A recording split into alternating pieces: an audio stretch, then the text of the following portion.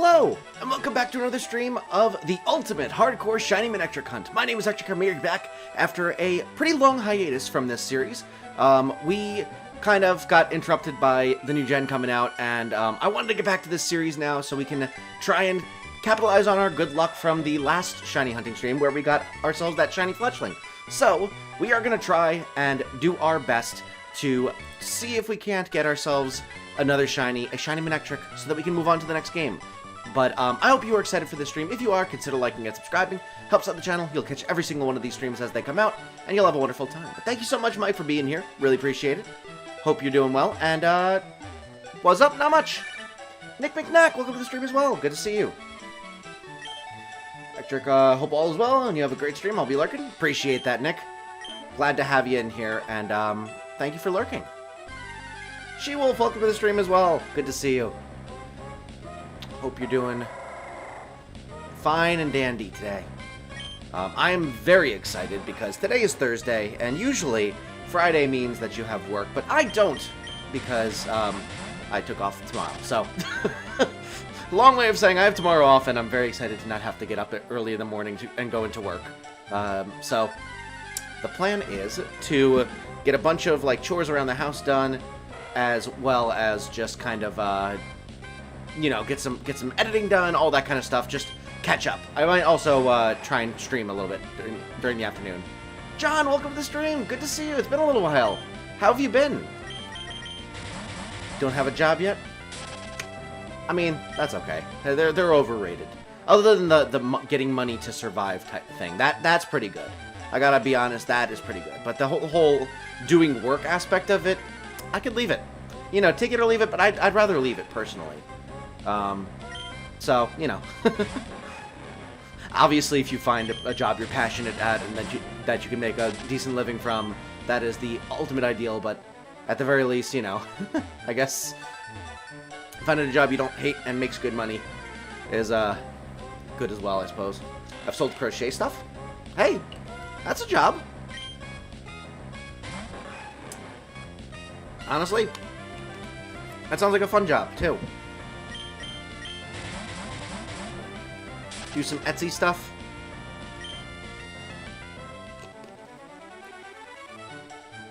I'm not sure how much money you can, you know, make off of those Etsy projects and stuff, but it sounds like a fun time. Even if it's just like a side hustle type of thing. Not yet, only in person? Oh, not Etsy, okay. I mean, hey, that's cool too. I think Etsy is actually a really good source for that, so you can like have more projects to work on and stuff. Get commissions and all that. I made $50 for one thing. Nice. How much work was it to do? Keep missing your streams, but I still open them up and drop a like. Been trying to play Violet, but I haven't given myself time. Accidentally killed a shiny Tarantula the other day. Oh. Well, I really appreciate you dropping by and dropping some likes. That's really very kind of you. I appreciate the support, and I'm glad you're able to hang out now.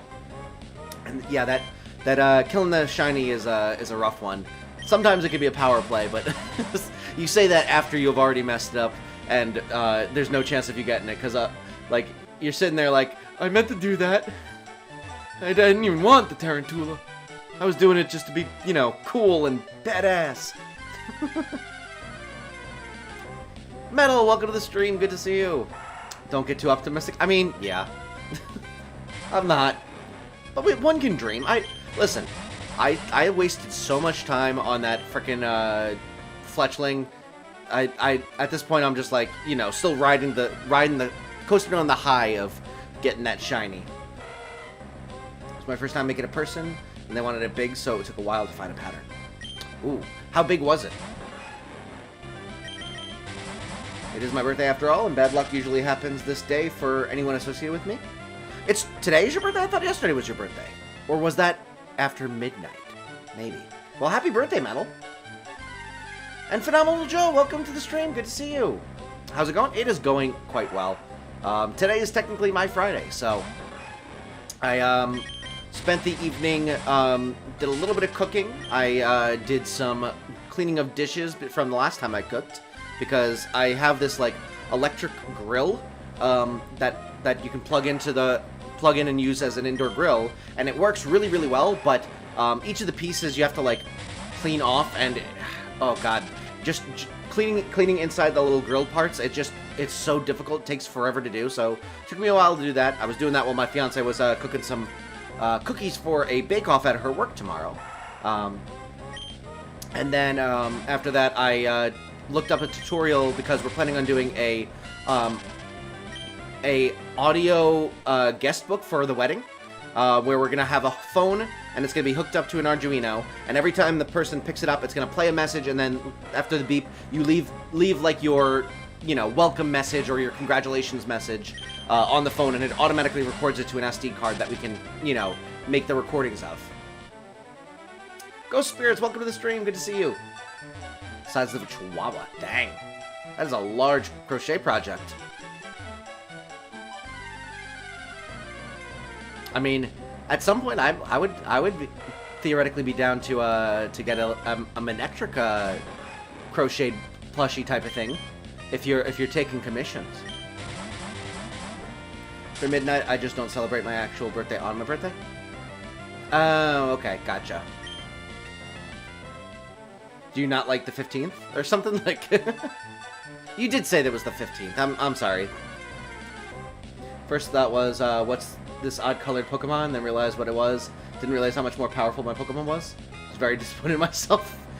Yeah, that's the problem with Pokemon Scarlet and Violet, is they don't have the sparkles or any sound effect or anything. So when you see it out in the overworld and you're like, oh, it's a new Gen 9 Pokemon. It kind of looks like Tarantula. Oh, it is Tarantula. I just killed it. Whoops. I saw you got the fletchling. I did, in fact, get the fletchling. Gonna be posting my reaction to it as a short sometime soon, as soon as I can, edit it together. Sounds like a productive day, and here I am just suffering over Tandemaus eggs. Listen, I would rather be shiny hunting personally, but gotta get stuff done. And the phone project's actually a lot of fun. The phone project is gonna be pretty cool. The only thing is I have to solder everything, and it's been a while since I've soldered and a while since I've used my soldering kit, so I gotta find the soldering kit, practice soldering again, and then solder on all of the pins and stuff onto the boards before I can start, putting things together and coding and all that. Crunchy, welcome to the stream. If I get an SD account, I'll let you know early if I sell it. Awesome, thank you. I would love to, I'm looking to eventually get a bunch of stuff for, like, a background, because we're planning on moving at some point, and I want to have a dedicated streaming room. Like, obviously this works well enough for me, but, like, it's a guest room. And whenever we have people over, I'm not able to stream or anything like that, and I would love to have a dedicated room where I can have my stream set up, and then on the other side of the desk will be like a work setup for, whenever I'm home coding and stuff like that. Or if, eventually this becomes my full-time job, then I would just use that side for, I don't know, like a home gym or something. I don't know. But I want to have a background for streams that I can put together, like, once I have, like, a dedicated streaming setup and don't have to worry about using it both for work background and for stream background. I'm definitely going to put, like, a bunch of posters and like, gaming systems and plushies and all that stuff. It's going to be a lot of gaming stuff in the background. At least as long as this doesn't go over 3k eggs, I'll be happy. Yeah, 3k eggs is rough. I only went up to 2260 for the fletchling, and that was still an extremely long hunt. Time to solder the fodder together on the letter. Yeah, I haven't soldered in a while, so I need to practice again. Sure, I'll sell Pokemon crochet stuff if I find patterns I like. I look forward to seeing them. Oh, sorry, Crimson. You're absolutely crazy reaction when you were jumping all over the walls for the shiny fletchling. Yes. Yes, I was absolutely over the moon and, basically a wild animal. If you didn't see the reaction, that's not true. Bubble, welcome to the stream. Good to see you. How are you doing this fine evening? I promised myself I'll never go over 7k eggs again. Yeah. I've never had a hunt go to 7k for anything. Granted, I haven't done pretty much any hunts at full odds. So, you know, there's that. Need a reversal wall behind you. One side fun, one side professional. Honestly, the plan is for the new when we move, and I get a dedicated room for, you know, all of my activities, like an office/streaming room. The plan is to put the desks in the middle of the room, 2 facing each other, and then on one side will be the background for the streaming, which has all of the stuff, like the fun part, and then on the other wall it'll be just like plain, you know, corporate friendly type stuff. That is the plan. Oh, neat. Yeah, exactly. Somehow got Pokemon Infinite Fusion on computer with files and stuff. I did not get a virus. Nice. Is that a fan-made game? I've never heard of it. More along the lines of narrating his clairvoyance when he got the shiny. Yeah, seriously, I was actually talking about what my reaction will be like when I got the shiny. So I was like talking about how, like, oh, my reaction's gonna be something like, at this point I'm just gonna be like, oh, neat. And then the next Pokemon, it was like, I got it, I was just like, oh, neat. He's gonna have a little play room where he plays with his Pokemon plushes. I mean, honestly, yeah. That's all I want. Went to almost 25k? Dang, Ghost Spirits. That is some dedication. What happens if a kangaroo named DaBaby fights Jake Paul? Apparently Jake Paul wins. He's apparently just not beatable. like, I don't know how he does it, but he's kept winning. Sorry, I forgot to say hi. Oh. I guess you're not apologizing to me, so.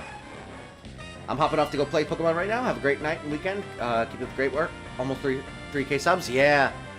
We are getting pretty close. We're under 100 away from 3k, which is crazy. But thank you so much for stopping by, John, and have fun. Enjoy your Pokemonning. Confuse Pokemon by getting DNA slicers. You could get them in the market, and they cost $300. Is that, like, Pokemon Infinite Fusion is a game that is like Pokemon Fire Red, but you confuse Pokemon. Oh, okay. Cool. Sounds fun. Watch the Urban Rescue Ranch to find out. Posted a video about a month ago. Oh, okay. So it's like a what if battle video? This is for my friend. Wow, you didn't even keep the shiny. That is some serious dedication. JetTunes, welcome to the stream. I think this is your first time here. Glad to have you in here. Hope you're having a wonderful Thursday evening. Maybe if you narrate your clairvoyance to the Manectric, then my birthday could still give some good luck. I mean, I'll take it. I will definitely take it. I think if I do have a reaction to the shiny at this point, it'll be a little bit like crazier, just because it'll be like you know, way under odds. It'll be like, yo, we got it, and then I'm gonna be like, crap, what the heck do I do now? Because I don't have anything set up for the next Manectric hunt. Or the hardcore nuzlocke that I'm gonna have to move on to. Really want to go to sleep, but I don't want to go to sleep. I mean, you could just leave this on and go fall asleep to it. I've been told I have a somewhat soothing voice, and I can just, you know, maybe do a little bit of ASMR, just like you're getting very sleepy. Is it Friday morning on your end? Not yet. It is 11:15 in the evening, so in about 45 minutes, or 46 minutes, it'll be technically Friday morning. I was in comm stream looking for you. I have custom sprites on Pokemon Infinite Fusion. Also, there's a guy, this guy called the Update Man. He can let you randomize the gym's typings. Ooh, that sounds cool. Might have to check out this game. What would be the odds for the humor if it happened? What do you mean, the odds for the humor? Like, oh, like the chances that it would have been that quick? I should change the calculations down, shouldn't I? It's not a what if battle video. In 1 year in November, that kangaroo will fight Jake Paul. It's official. Guys feeding the kangaroo a lot to. Oh, that's hilarious. Oh my goodness. You can only encounter the Update Man if you do go to the Pokemon Center where the rock gym is. But what if he randomizes it? Does he change where his location is too, or is it where the initial rock gym is, and then you can change the rock gym, but he still stays there. It's 12:15 p.m. for me, so I was curious. Ah, okay, so you are in Australia? Question mark? Is that 12 hours ahead of me? Maybe, like, India? I'm not 100% sure. 12 hours ahead of, or 13 hours ahead. That's probably Australia. Check your DMs around midnight. I'll send you a preview of it to an emote. Oh, sounds good. Very exciting. I need to start working on my ideas as well. Philippines. Ah, gotcha. I think we had another person from the Philippines that used to come around for the Zelda streams a lot. Hasn't been around in a while, though. But I am appreciating that you're coming in. Begging you to watch at least one video of the Urban Rescue Ranch. Okay. If you want to post it in the Discord, Crunchy. Nearly the same as AU time. Gotcha. Update man is from every Pokemon Center, but I think only the places where the gyms are. Okay. 1 away from 69. Oh, you got... oh, the younglings. Gotcha. You stole 77% of my shiny luck. Why are you stealing my shiny luck? I just got it back. It took me so long. You owe me your house. Listen, I'm still working on getting one.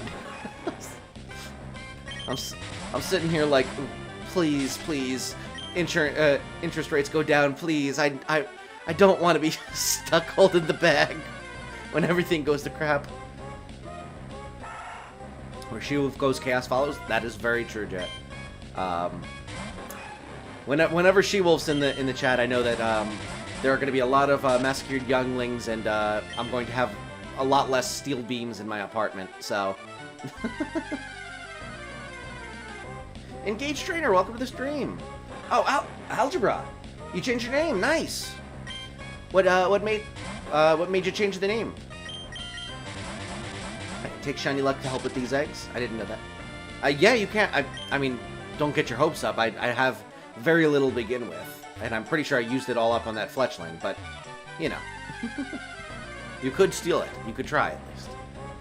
Got a Butterfree / Beedrill fusion. The body is the Beedrill, and the face is the Butterfree. Interesting. What can I say? I love chaos. Hey, you do well with Cheverino. He is the leader of the Chaos Crew. For Mario Party, we got you, Yumeko, Demon Hedge, NY Channel, and a couple of others. Oh, nice! Can you have that many people playing at once, or is it going to be, like, rotating in and out?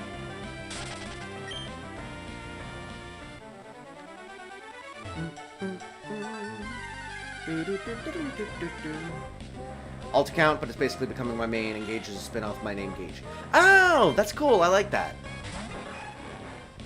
Okay, I don't think I did. Engaged trainer. Nice. I like that. Well, I also like algebra, so either one works for me. Would you prefer me to call you Engaged or algebra? I'm good with either. Fuse my Bulbasaur with a Magikarp. Why?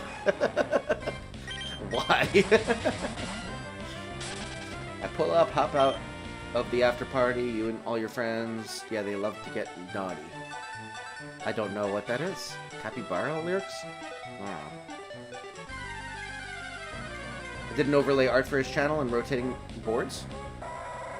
And rotating during boards. Well, I know what an overlay art is, but I don't know what rotating boards are.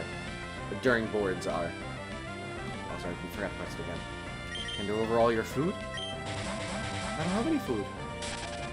What do you mean, hand over my food? Oh, from the apartment, gotcha. Both is okay? Alright.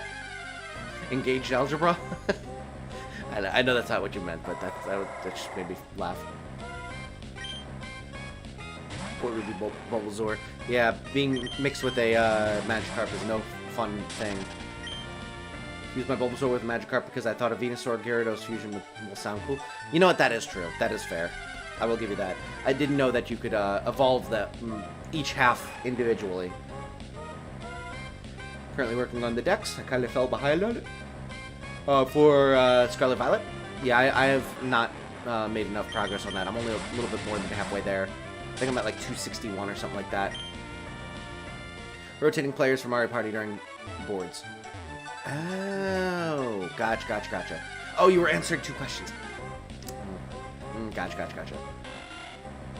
Okay. Fair warning, you're dealing with a Mario Party master here. I'm actually okay at Mario Party 2. I hesitate to say good, just because I haven't played with too many people, but I used to play the ever-loving crap out of Wii Party. With the Mii's and stuff like that, and did a lot of like Board Game Island and all that stuff. So I've gotten very good at the mini games specifically in that game, and a lot of them are very similar to Mario Party games. So the skills transferred over somewhat. But I hesitate to say that I'm like super duper good in case like I just happen to be good for like the people I play with locally, and you know, if I were to play with other people from, you know, different groups, I might do worse. After you beat the trainers, sometimes they could rematch you or trade them in Pokemon Infinite Fusion. Nice!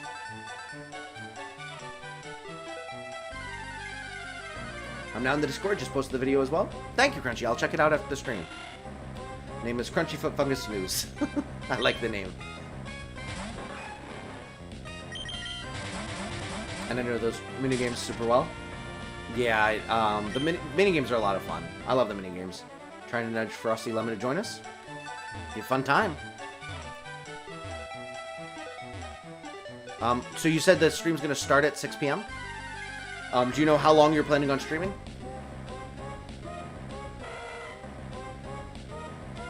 Can evolve to the fusion Pokemon, but if they evolve in the same level, they they have to do it separately. That's why I leveled up my Butterfree / Spiritual Fusion into level 11. Gotcha. So only one half can evolve at the time. That makes sense, I guess.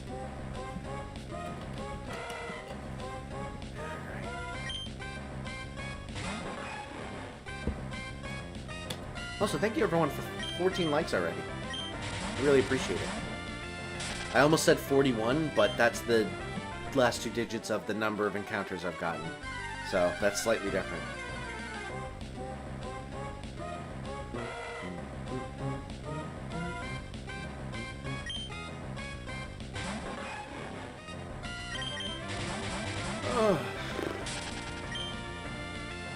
But yeah, the Mario Party is going to be super fun.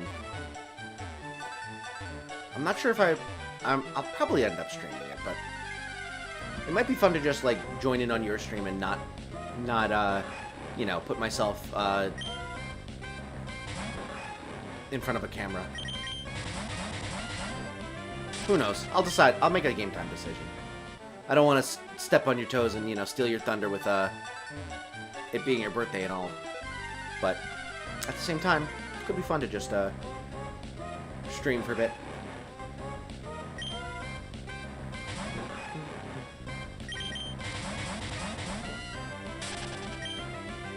We were meeting in the Discord call about 30 minutes early, and I personally don't mind if you stream. Alright, well, again, I'll make it a game time decision then, because you know, sometimes it's just like, I want to play video games and not have to worry about putting my face in front of a camera and, making sure I'm constantly talking and such. Needed a bathroom break? No worries, She-Wolf. Zed, welcome to the stream. Good to see you. Can we get some exclamation point Zeds in the chat? Also, can we get some exclamation point Metal Mentals as well? Go check out both their channels. Metal's going to be doing the Mario Party stream on Sunday for his birthday. Definitely go check out his channel. And then Zed is a huge friend of the channel. And we've done collabs before. We're going to be doing more in the future. Very excited to work with you again. And, yeah. Check them both out. Where else do you, what else do you stream, Ectric, or are you mostly Pokemon? Mostly Pokemon, but I do, a bunch of Nintendo stuff. I've done a bunch of Zelda in the past. although I'm on a little bit of a hiatus from it just because I wanted to play some other games. I also have done Mario in the past. I do Wii Sports speedruns, if that sounds interesting to you. But we do a bunch of different stuff on the channel. Most of it Pokemon, but I do venture into other games as well. I try to keep it a bit, keep some variety in there at least. Alright. I said...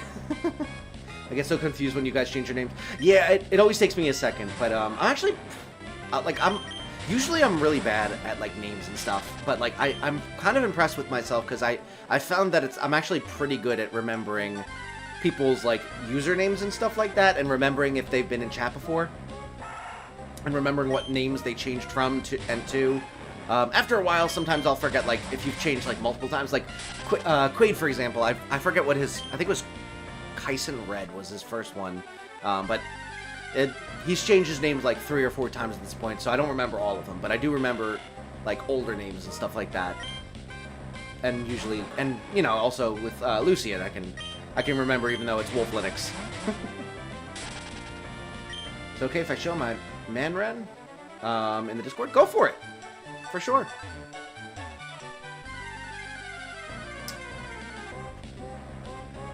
It's what started mine and Daylight's Chaos partnership. Wait, I started it? I started your... I feel honored. Oh, I started it. Jacob, welcome to the stream. Good to see you. Glad to have you in tonight. Tonight. I'm gonna get a shiny Manectric tonight.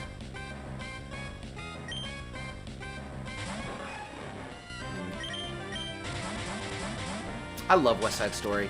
West Side Story is so good. If you've never seen West Side Story, definitely watch it. The newer movie is pretty good, but I do like the original better.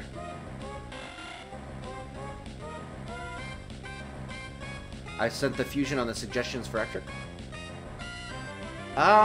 Okay. I guess that's okay.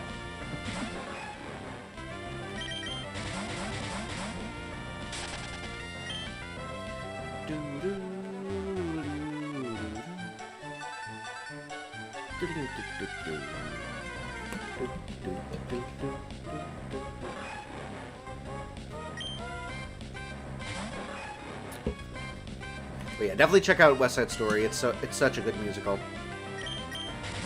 I'm a big fan of musicals in general, and West Side Story, I always either wanted to be in it, or, and this is a big one, play in the pit for it. That would be a lot of fun. I've done a decent number of pit bands for some local musicals when I was growing up. I've done Music Man, I did Seussical, I did Little Mermaid was a ton of fun. I did a few different ones, and it was a lot of fun to do pit band. And I would love to do West Side Story. West Side Story's got some incredible music. Just coming in to wish you luck. Got a test in the morning and don't want to be half asleep? No problem, Solo. Thank you so much for stopping by. Good luck with your test tomorrow, and hope to see you around again sometime soon. Gotta head off, Bubble? Alright, have a great night. Thank you so much for joining as well. My sister loves West Side Story. West Side Story is incredible. Highly, highly recommend. It's been a while. I was in last one of your streams 8 days ago. Honestly, that was a little while ago. time goes so slow, or so fast, rather. You know, the exact opposite of what I just said. But yeah, it's weird how like 8 days ago feels like yesterday, but also like forever ago. I don't know. I talk a lot on stream. Makes it hard to remember what I was doing. Done Cats, Phantom of the Opera in Oklahoma.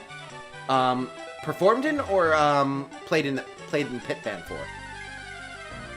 And those are some good ones. I was not in Oklahoma, but my aunt was, and I remember going to see her perform it. Oklahoma's a good show. Cats is Cats, and then Phantom of the Opera. I've never performed it, but as a musical. But in my marching band, my sophomore year, we played a bunch of songs from the Phantom of the Opera score for our show. It was really, really cool. That was probably my favorite show that I ever did. Performed. Ah, nice. I didn't know you did musicals. Actually, you know what? Now that you mentioned, I could definitely see that you would be really good in musicals. You've got that personality to you. I could see it.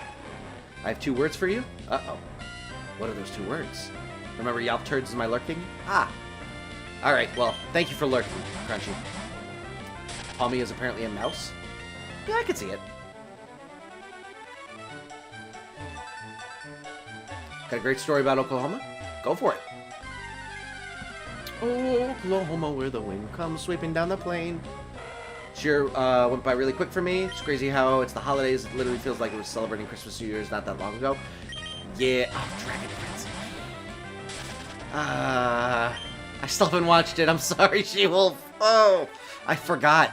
I completely forgot. How many episodes are out now? And is it good? I really hope it's good. I'm hesitating to watch it because I don't want them to, like, break up Rayla and Callum. I just want them to be happy together. That's all I want. Tell you the story on Sunday? Alright, sounds good. They did the Taming of the Shrew as merchant with the best line ever. Away, away, badass. His name is Vincentio, and mine only son and heir to the lands of me. Senor Vincentio. That is a good line. I like that. What, you have 1 word for me, Zed? What is it? The season 4? They posted the entire season up? Watch it yourself. I'm not spoiling it for you. Oh, fine. Fine. If you insist. Naruto? Yeah, Zed. I know. The podcast completely stalled, so I was waiting for that, and I'm pretty sure that's never gonna happen, so we'll see. A sloth raid? Welcome, Raiders! Welcome, Natalie! Welcome, Papa Bean! Thank you so much for joining! How's everyone doing tonight? Welcome in, Raiders. Really appreciate you coming in. For those of you who are new here, my name is Ectric. I am a PokeTuber. I do a bunch of different Pokemon streams, including shiny hunting like we're doing tonight. I also do Nuzlocks. I do regular playthroughs with, like, you know, Scarlet Violet recently coming out. I also do others Nintendo games like Zelda, Mario. I speedrun Wii Sports. Whole bunch of stuff on this channel, so if any of that sounds interesting to you, consider liking and subscribing if you have not already. You'll be able to catch all of those streams as they come out, and I will do my absolute best to make sure you have a wonderful time. But thank you so much for joining in.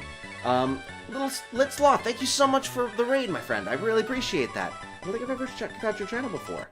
Let me, apologize for the sound going away, but let me pull that in. Also, welcome Sprigatito. Pancakes, nice. And Dark Bofa, or Dank Bofa, sorry.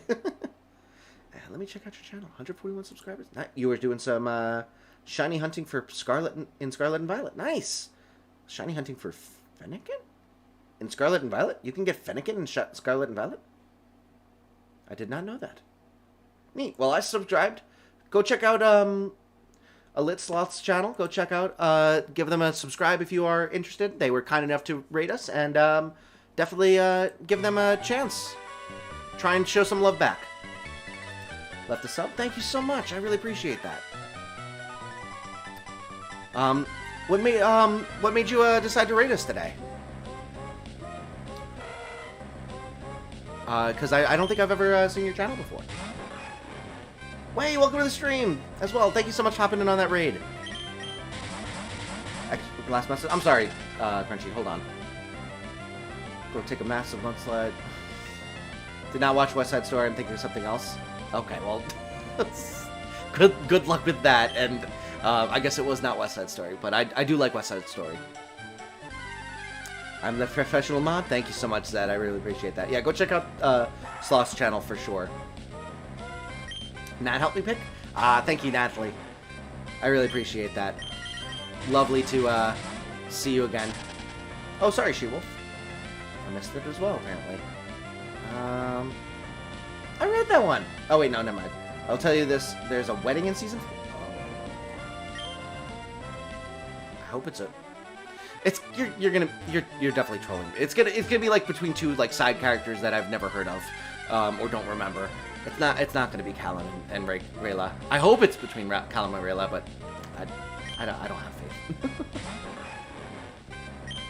Egg hunting Fido? Nice. I've actually not done any egg hunting in Scarlet Violet yet because I'm still working on the shiny chart. I've only gotten like a little over half the Pokedex so far. I've gotten 3 shinies total so far, but they've all been like random encounters. So I was plunging at toilets. Jeez, Metal, that sucks. I promise there's a wedding. I mean, I believe that there's a wedding. I just don't think it's between main characters. Is all. I think it's gonna be between, like, you know, Schmorbus Blorbus, the wood elf, and Pippi McGee, the you know, the moon elf or whatever. It's just gonna be like between 2 characters that I've never heard of, and it's just gonna be like, you know, oh neat, they're at a wedding. They get to have shenanigans at a wedding. Like challenge 25 likes. I think we can swing that. 1 second, I need to pull that back up. There we go. Speaking of swing, I have my a bunch of tabs open for some swing dancing because I want to start going to like swing dancing, swing dance lessons and stuff with my fiance. I feel like that'd be a lot of fun. We were talking about you know, hopping it. We were doing some practicing for our first dance at the wedding. And that was some ballroom dancing that we were getting practice on, and we were actually pretty decent at it. And she clogged growing up, which is kind of like tap dance, but you have taps on both the heel and the toe of the shoe, and so you end up doing like moves that have like 3 hits more than 2 hits. So it's actually a little bit like quicker number of taps per movement. So she's got some dance background, and I've done musicals like we were talking about earlier, so I have some practice and experience dancing because of those. So both of us like have done some sort of dancing in the past, but neither of us have done swinging dancing really. And I really want to learn because I love swing music. She loves swing music, and I feel like it'd be a fun activity to do. So we were trying to look up some local places that might have some like open swing dance lessons for beginners and stuff, and I found one that's like 20 to 30 minutes away on Friday nights. So we might start doing that hopefully after the wedding. They are side main character? All right, fine. Is it his old crush and the dad? I feel like it's probably not that. Is it the 2 evil ones? I did some theater in high school. Wasn't anywhere as talented back then. I got better chops now. I feel like I was more talented then. I used to be able to sing so much better than I can sing now. It's just because I don't practice anymore. I can still sing okay, but I feel like I had a better range back then. I had more confidence in my singing back then. I need to practice again. I do love show tunes, though. Big musical fan. But she does get an elf boyfriend? Oh, okay, cool. Good for her. I don't know how that she manages to swing that, considering she sacrificed half her life to save her dad. But, you know, maybe she switched sides. She does have like half gray hair now, so maybe she blends in with the elves because half of her hair is white. It's a cool look, though. Gotta head off. Natalie, thank you so much for suggesting the raid and stopping by. I really appreciate it. Have a good night. Lovely seeing you. He killed someone for her? Oh, jeez. Uh-oh, so she turned him. Darn it. That sucks.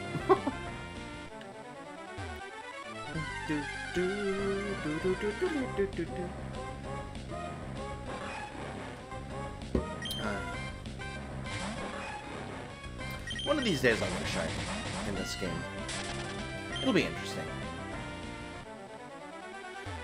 The good thing about this is, like, there's good things and bad things about this series that we're doing. Like, first of all, the good thing is it's, like, a very, very, like, long-term series, so we're just gonna be able to fall back on it like, let's just do some more shiny hunting for this, or let's do a little bit more of the hardcore nuzlocke if we get to that part for the series. The bad part is, at least with the shiny hunting aspect, once I like get the shiny done, I have to like set up an entirely new game, which is more difficult than just going, all right, let's hunt the next thing in the game. Oh, is the safer though? Oh, okay, fine. Still. What happened to not spoiling me, She-Wolf? All of these plot points that you're spoiling, and yet you can't tell me if Caleb and Rayla are together.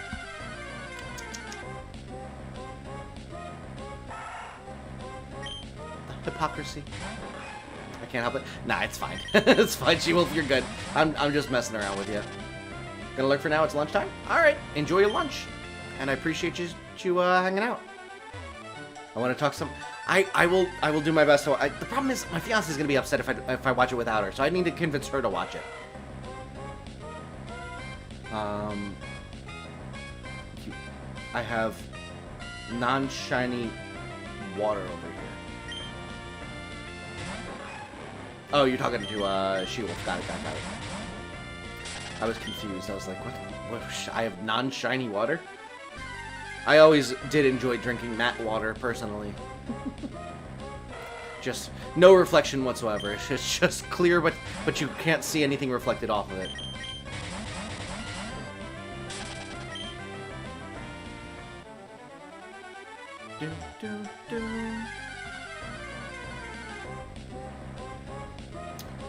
What do you guys think? Do we think it's gonna be the first shiny we get in this? Do we think it's gonna be a Ectric / Manectric, or do we think it's gonna be a different Pokemon and we're gonna phase? Because that's something I need to consider as well. Is we might phase on this multiple times, and it's gonna be a really long hunt. Because we could get a shiny, but it's not the right one, and that'll be a problem. Because then I have to keep hunting in the game, even though I got a shiny. Rayla and Callum did break up on his birthday, but then they get back together at the end, kind of there, so now you know. Alright, well, thank you. I appreciate that. I'll be sad that they break up, but then hopefully when they get back together, it'll be good. I don't like it when they, I like when they portray relationships in media where they don't do the on again, off again, or like the will they, won't they. I don't like those, tropes. I like it when they portray a really fun couple and they just like each other and enjoy each other's company and they stay together. Or if they have problems, they break up and, you know, they don't do on and off again. Like I'd rather they just like on again and off again is not nearly as common in real life as it is in movies and TV shows and stuff. So I would much rather it be more like real life. She left to find the bad guy. Oh, okay. So it's a little bit like Harry Potter, where like he breaks up with Ginny because he has to go hunt Horcruxes. That makes sense.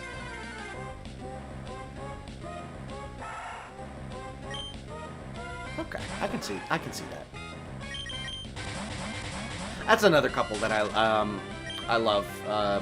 The Harry Ginny relationship in the books specifically. In the movies, it's awful. But in the books, it's a really fun relationship, and I really like it. Real fast, in the Cats musical, I stood on a ladder, and when they started singing Memory, I was wearing a hilarious t-shirt with my arms wide open, showing it off. Nice. Let me check the DMs real quick. Pop. Music cut out for a second. That is a pretty funny shirt. I like it. The wedding is the aunt and that fire. Wasn't the aunt a lesbian? I'm confused. I thought she was like... Oh, the fire elf was a woman also. I'm an idiot. Alright, never mind. Ignore me. Yeah. For a second I was thinking we were talking about the guy with the horns, but he was a moon elf, not a fire elf. That's fun. I like that. Thank you so much for being here, Mike. I appreciate you still being here, hanging around. Cracked up the entire stage crew and the actors from the distance as they stared into the moonlight. Nice. I was in my senior year. I was in Guys and Dolls, and I played Nicely Johnson, who's like a comic relief character. And at first, I was like upset because I wanted one of the two main roles, but I quickly realized that I was going to be able to have just as important a role if I made it into an important role. So I did a lot of like improving and like ad-libbing and stuff like that with my role, and I just kind of played him like he was like a really like ditzy, airheaded kind of guy who was constantly eating. So I constantly was bringing on different foods to eat on stage. And one time I remember I went on stage and I was eating a pretzel rod, and I had a line, and someone said the line to me, and I realized I was not going to be able to finish chewing and swallowing before the line I was supposed to say the line. So I was like panicking a little bit, but I was like just chewing, and I was having a lot of trouble. And so the person that was with me, talking to me, my brother actually, said the line, and I all of a sudden I just was like, and I put my finger up, and I was just like, and you know, just that kind of fun thing. It was just so much fun to try and get laughs from the audience, and like see how well I could get laughs out of the audience and all that, and you know, improve upon some of the material and stuff. He was a Skywing elf. Oh, okay. Regardless, not a fire elf. But yeah, I always loved ad-libbing. That's all. Yeah, it was a lot of fun. The other thing was the last show that we did. I forget the exact line. It was in the beginning of the titular song Guys and Dolls. It was like, I think the original line is like, guys going to see a movie who once used to be something of a rover. That's what's happening all over. Love is the thing that has licked them, or something like that. And I changed it on the last show to guys sitting at a high school production of a musical who once used to be something of a rover. So I just kind of made it like a little bit of a meta fourth wall break joke. And that was a lot of fun as well. Sometimes in theater, it's better when things don't go to plan. For sure, for sure.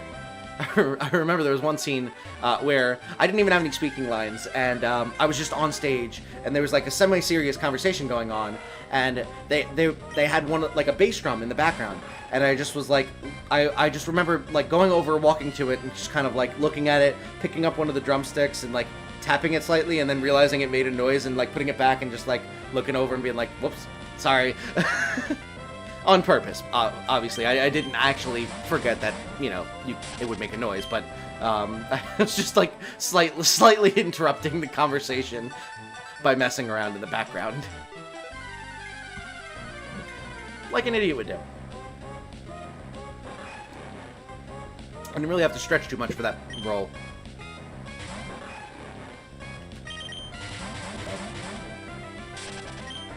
But yeah, I loved...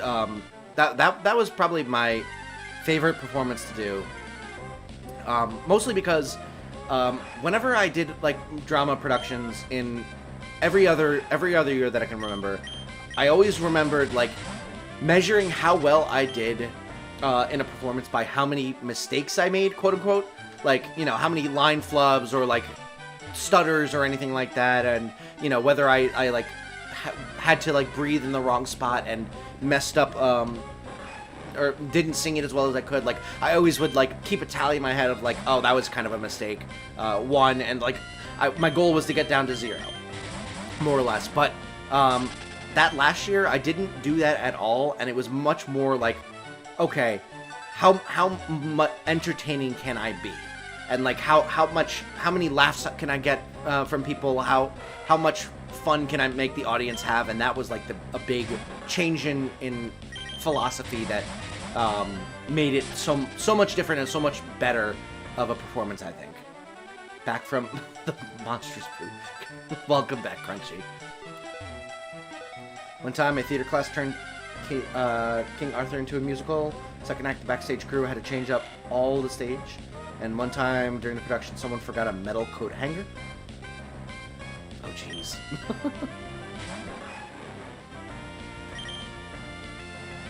Run away. Run away, run away. Oh, don't get mad. She-Wolf, what's going on?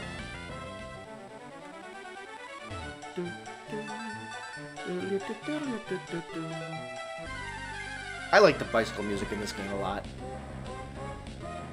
The music in this game in general is really, really good. I feel like it'd be a lot of fun. I need to go back and listen to like the different music from the different gens. Because I want to do an updated list of like my favorite to least favorite gens in terms of the music. I feel like that'd be a lot of fun to do a tier list of that. The bull won't stay in the ball. Oops.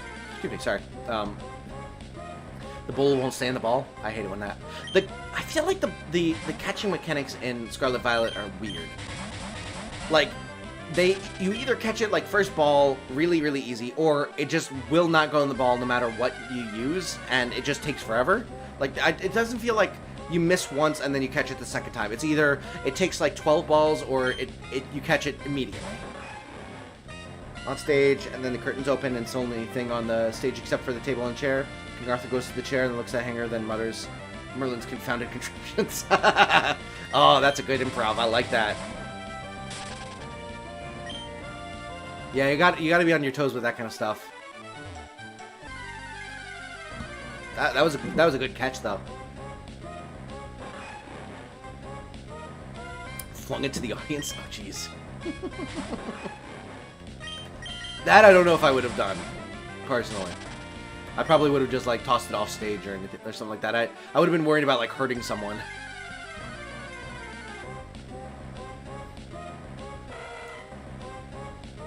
I suppose it's a coat hanger though. How much is it gonna hurt someone?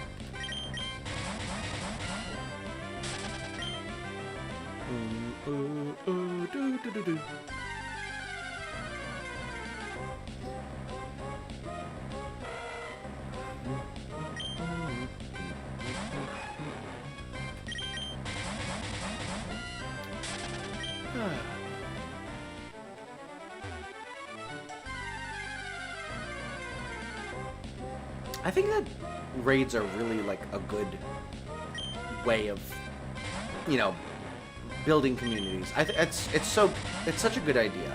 Like it's such a wonderful way to like pass on the love between different streams and also intermingle communities and stuff like that and introduce people to like new content creators all the time. It's just such a good way of, you know, not only like sharing the love of, you know, supporting streamers and stuff like that, but also, you know, building everybody's audience at the same time and building communities and stuff. It's just so good. Luckily, the audience got it enough, so it's good catch, peasant. Nice. Reminds me of what happened with Axl Rose. What happened with Axl Rose?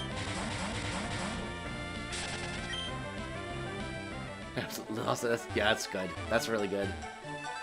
When you can get someone who's good on their feet with like that and can improv those types of things in character, that's when you know you got a good performance going on.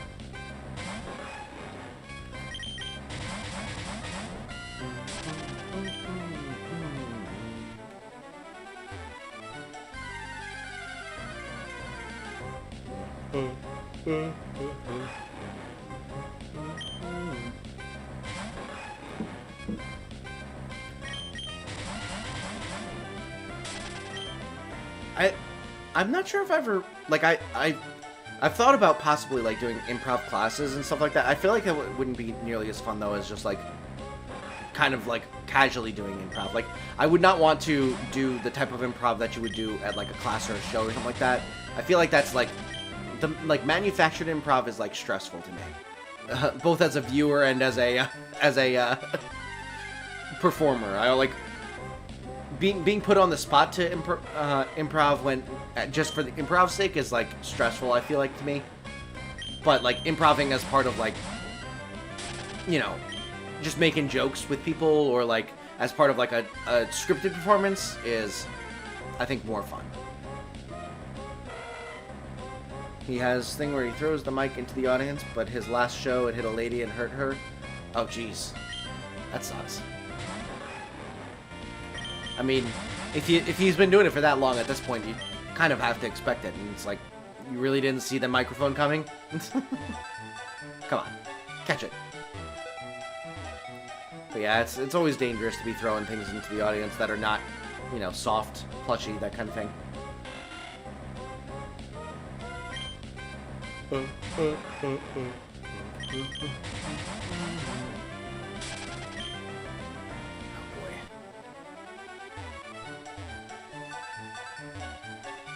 I'm curious, would you guys be interested in seeing me do, like, board game content at some point? Because, like, I've really been getting into, like, Risk and Settlers of Catan, and I feel like it'd be fun to do some streams of me playing, like, some online games, possibly with viewers and stuff like that, and just play, like, games against each other of, either Settlers of Catan, Risk, maybe, like, Monopoly or something, or Clue or something like that, I don't know. Find some online board games and stuff like that. I feel like that could be a fun thing to do on the channel at some point. Would anybody be interested in seeing that kind of stuff? Sounds fun? Oh, good. I'm glad that people would have some interest in that, because I've been really getting into Risk specifically lately, and I would love to have an excuse to be able to play it more. Especially, again, competitively rather than just against computer. I've gotten really good at playing against the computer, but it's, like, not a challenge anymore. So I want to play against, like, other people. I have Monopoly on the Switch. Oh, nice. I don't think I have Monopoly on the Switch, but I have it on the Wii. I have Monopoly Streets on the Wii. That's fun. Although you can really cheese the AI there, because if you make, like, even the best, like a marginally more expensive trade, you can literally just, like, pay them to buy their properties from them for, like, slightly more than they're worth. Like, I could if someone had, like, a $200 property, I could offer a trade of, you know, $250 for that property, and they would accept the trade. So it was very, very easy to cheese the game and just, like, buy out all of their properties and then, you know, extort them out of the money that you just paid them. Because they would, like, prioritize the worth of the deal, regardless of, you know, the strategical impact of said deal. To a certain point. Obviously, like, if this property was going to give you, like, a set, then it would be a lot more expensive for you to be able to get the deal. And sometimes they just wouldn't take it no matter what. But if you're, like, early game, if you just, like, offered trades to everyone that got properties and just bought up all the properties, you would just have an insurmountable lead, and you could just steamroll. Stray to win Monopoly. Strat to get the Monopoly. Get the red, orange, and yellow properties. Yeah, red and orange were always the big ones for me. Yellow I was kind of hesitant about using. They were a bit too expensive for my taste. But those were the ones I always liked to go for, were specifically orange, but also red. Having that corner was really nice. Because you could get enough money to, like, cripple someone, but also they didn't cost too much money to build up. It was a good middle ground. Although I'm not as big a fan of Monopoly. Monopoly is not as fun to me.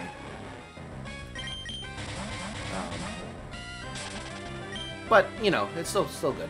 I like Clue. Clue is very fun. I'm pretty good at Clue, although my fiance's family are nuts at Clue.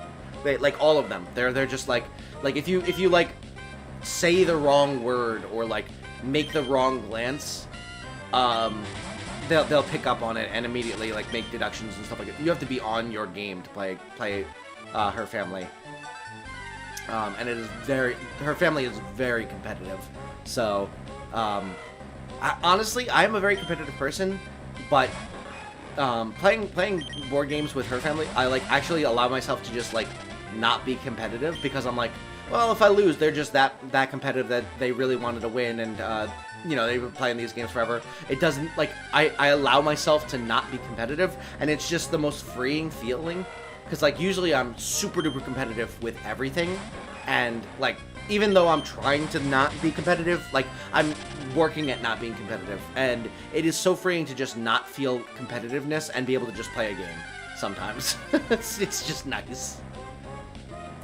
Or that's kind of why, like, sometimes I'll just play games wrong. Like, for example, I used to play Madden 07 a lot. But I would never play, like, actual games or anything like that. I wouldn't do, like, seasons or anything. The way I would play it is I would just do, with my brother, we would play practice, and he would be the offense, I'd be the defense. We'd put the ball at the 50-yard line and both do random plays, and we tried to see who could get more touchdowns. And I just found that so fun because, first of all, I had a little bit of a handicap on me by playing as the defense, so it was a lot harder for me to get touchdowns. By proxy of, you know, not starting with the ball, obviously. But it was always so much fun to just, like, try to have a little bit of a handicap so that if I ended up losing, I didn't feel too bad because, like, oh, I had the handicap. That's why I lost. But also, you know, just being able to, like, have that kind of competition where it wasn't like, you know, winning versus losing. It was just like doing well versus not doing well type of thing. That's why I always was. Whenever I played, like, sports and gym and stuff like that, I didn't like keeping score for the most part, just because I enjoyed the competitiveness of, like, playing and having the subjective, like, I'm doing well.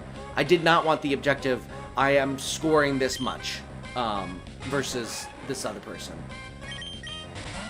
So, that was always a thing. That was a hack I found for my competitiveness, was if I could do some sort of non-objective way to be competitive with another person, I would choose that over the objective way, just because I didn't want to have that number to be able to directly compare.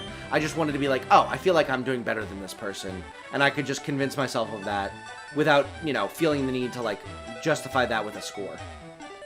I like Clue. I just got a new one to play with family. Nice. Actually, the Harry Potter Clue is really fun because it, like, the doors change. Really, really cool.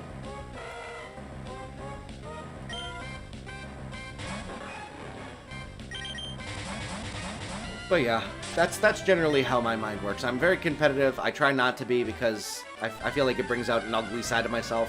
So I end up just trying to find ways to satiate my competitive drive while also not bringing out the ugly side of my competitive drive. If that makes sense.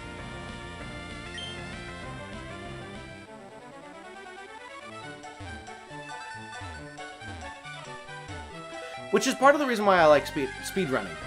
Just because it's just like first of all, the other hack that I have is competing against myself versus other people. I allow myself to be competitive against myself a lot more than I allow myself to be competitive against other people. So, like, competing against myself to have a better time and improve my own time specifically, I allow myself to be as competitive as possible. So that's really nice about speedrunning.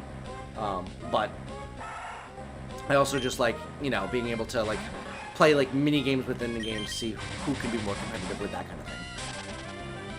A Ghostbuster Clue? You have Ghostbuster Clue. Nice. How is that? I've never played that version before.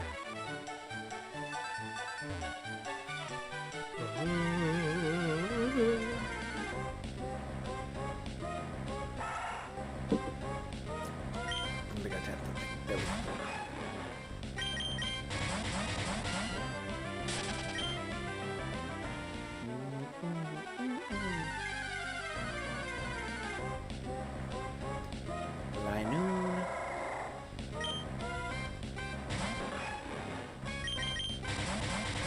It's fun, you don't have to move other players around like in a regular Clue. You don't... Oh, okay, so you don't warp people to other rooms when you accuse them. Got it. I feel like that's actually a fun way of going about it. This one time I was playing with my my fiance's family in Clue, and it was really funny because I knew there was like you could. It was my fiance's parents, and myself, and I think my fiance's sister as well. Were all playing, and I think my fiance, myself, and her dad all knew what was going on, and we were all racing to the center to try and make the guess, because we all knew what the answer was, and it was just a race to see who could get there first.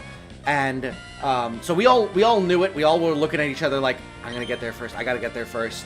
I don't want you getting there because otherwise you're gonna guess. And it was so funny because we were like, her mom had no idea any of this metagaming was going on, of like trying to figure out exactly how to do it. And I started by screwing over my fiance by accusing her on purpose to pull her away from the goal, so that she would have to walk farther, and then that put her dad in the lead. But then her mom accused her dad and pulled him all the way across the stage to like the other side, or all the way across the board to the other side, to the point where there was no way he was getting there. He was basically, it lost him the game, that accusation.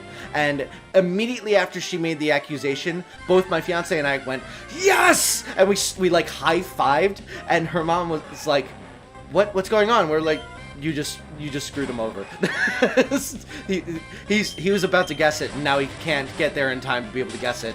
And my fiance ended up winning, which I was okay with. Obviously, if I wasn't gonna win, I wanted her to win at least. But it was just so funny because both of us immediately we were cheering, and her mom had no idea any of this was going on, and just didn't realize that she accidentally screwed over someone from getting the win. You have characters you choose to play, then it comes with cards with ghosts to pick from. Oh, okay, so you have to accuse some of the ghosts instead. Okay, I get that. I think that's similar. Is that similar to Harry Potter Clue? I think it is. I think we were playing regular Clue when that the screwing over happened. Because I think Harry Potter Clue, you accuse Death Eaters. You don't accuse one of the other characters. So you don't pull people over to different rooms and stuff when you accuse.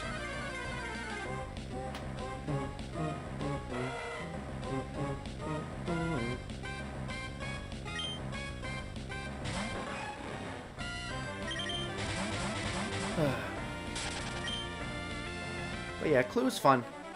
Clue's a good one. I feel like I've gotten better at Clue. I want Harry Potter Clue. It's pretty fun. It's pretty fun. I highly recommend. The only problem is in Harry Potter Clue, they've got like a house points system type of thing, or like a point system thing where if you roll a third die, and if it rolls like the dark mark, you have to pick up a card, and you could possibly lose points. And if you lose all your points, you just lose. It doesn't matter if you already knew the answer and you were about to go guess. You just lose automatically, and you can't win anymore. So there is just like a little bit of luck where you might just get completely screwed out of being able to even have a chance to win, just because you were not you got unlucky with the cards drawn and stuff like that. You have It Clue, like the scary clown one by Stephen King. Like Scooby-Doo Clue. What, the point system?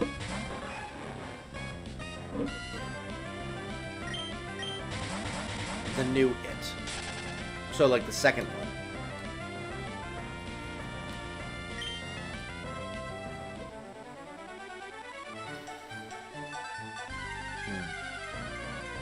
I've never seen It. I don't really want to. I'm not a big horror fan. I've told this story on stream before, but my biggest experience with horror, well, in the movies, my biggest experience with horror has been Silence of the Lambs, which I enjoyed that movie. But it's much more like a psychological thriller rather than a true horror film. I'm not big on being scared. I don't find that exhilarating. I find it scary. So, I don't really watch many horror movies, and the biggest experience with horror I've had was I was playing Until Dawn, and I just remember in the very beginning of the game, before any of the horror stuff actually happens, I was playing as a character, and I went to go look through a set of binoculars that were looking down on a path, and all of a sudden someone jumped in front of the binoculars in the game, and it startled me so much I literally dropped the controller and was like, oh. And I got laughed at the entire night because of it. It was ridiculous. You get cards and you can pull monsters. Whoever pulls the last monster is out. Oh, jeez, that's annoying. I like paranormal scary movies. Yeah, I'm not a big horror genre fan, but you know, I don't judge people for enjoying it by any means. I'm just not a big fan of it. I'm not a big fan of worlds where everything seems to be like completely like our own, except there's like one paranormal thing that goes on. I'm not a huge fan of that kind of setup. Like I wouldn't say that's like a blanket ban on that kind of thing. Like I'm sure that if you mention some movie that has that kind of thing, I theoretically would like it, but for the most part, I'm not a big fan of that kind of thing. My favorite is the Insidious series. I've not seen the fourth kind either. I've not seen any of these movies. I'm not going to be able to contribute whatsoever to this conversation. I like my comedies and my rom-coms and you know, my fantasy movies and my sci-fi. Dropping a like, enjoy the chaos, and good luck. Thank you so much, Cheverino. Welcome to the stream. Glad to have you. Can we get some exclamation point Cheverinos in the chat? Go check out Chev's channel. We've done some collabs in the past. We plan on doing another one, actually, next week. We're going to be doing some more Phasmophobia. Hopefully. Kind of a Nightmare Before Christmas type of thing.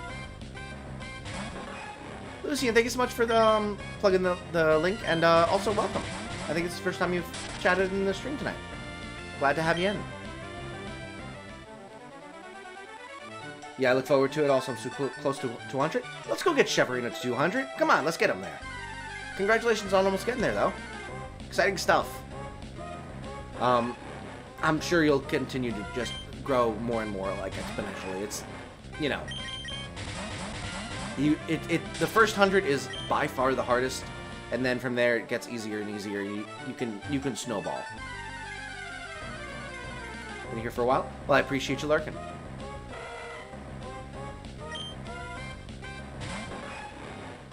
Not a huge, I'm not huge on horror movies. All I've really seen is Scream, The Mummy, and Halloween Kills. I've watched them because some family had it on. I probably wouldn't selectively watch one. Yeah, I think I might have seen Scream. I think one of my old roommates was into horror movies and was like, "Hey, let's watch this one." And I was like, "Okay."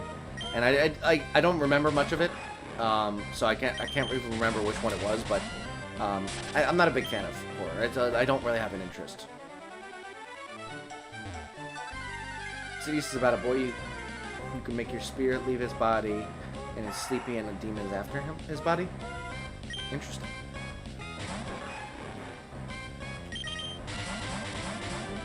Yeah, I'm not a huge into that kind of story, but it sounds interesting enough if you're really into that kind of horror stuff.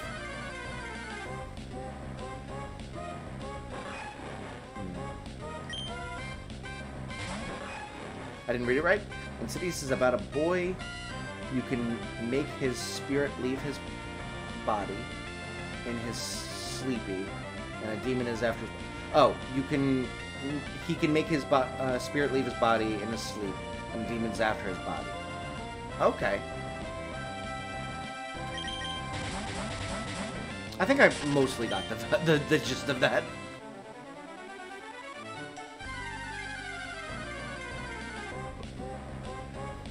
I'm out of Snapple number 1. It's a shame. Means I have to move on to Snapple number 2. What's the world coming to? Having to move on to Snapple number 2.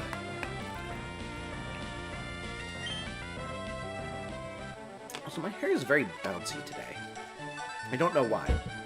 Like, I was like just walking around and I just felt like my hair moving a lot and it was bothering me. I don't know why it's like that today, specifically, but I'm getting a haircut tomorrow, and I am super excited. I've been wanting to get a haircut for like a month now, and I just have not had the opportunity. A month ago, I didn't get it because I was sick, and then I didn't get one in between because I didn't want to be needing a haircut just as my wedding came up. I wanted to get a haircut so that it's, like, had enough time to, like, grow out a bit, but it's not, like, getting to the point where I need it to get cut again. when the wedding happens. So wedding's less than a month out at this point, so I figured now is the good time. It'll have plenty of time to grow in, but it also won't be super duper long. So,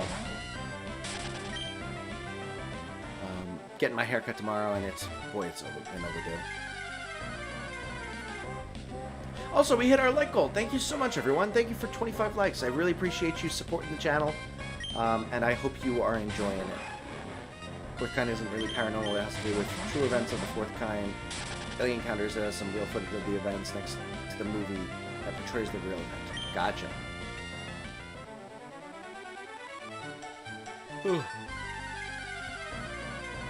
Like goal equals 35. Let's see if we can't get there. Thank you for the new pin message. Appreciate that. I feel like I've been missing a lot of the counts for these encounters I've been getting.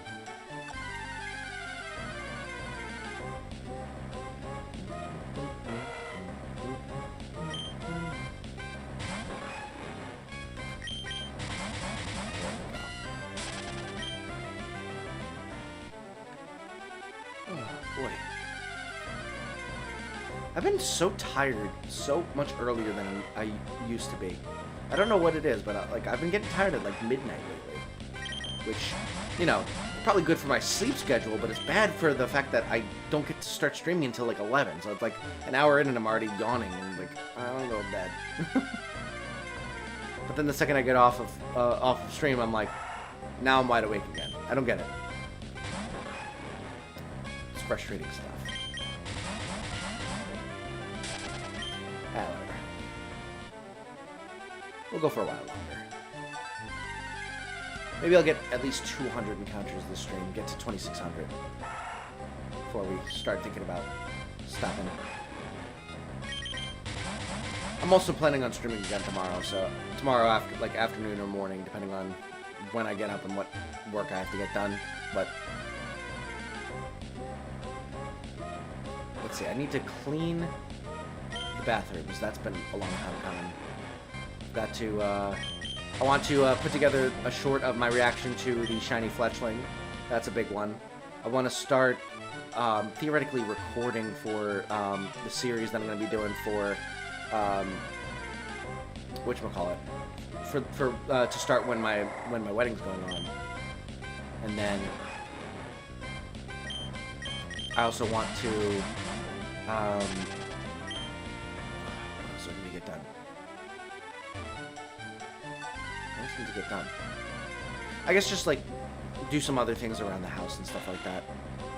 I don't know. There's a bunch of stuff I want to get done.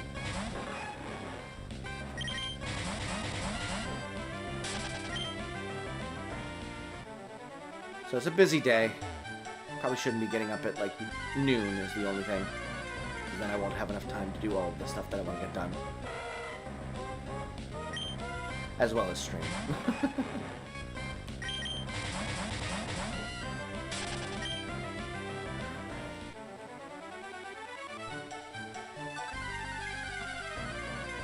Think you would like Signs? It's not that scary? What's it about?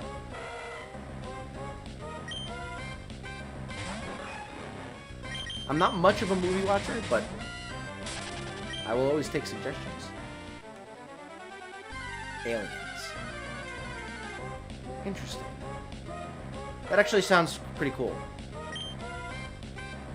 I do like my sci-fi. So used to live in Iowa next to cornfields. It was always sketchy. Yeah, I mean anywhere where there's like vast amounts of space and no one nearby and not a lot of light. That's always a good combination for getting people scared out of their minds.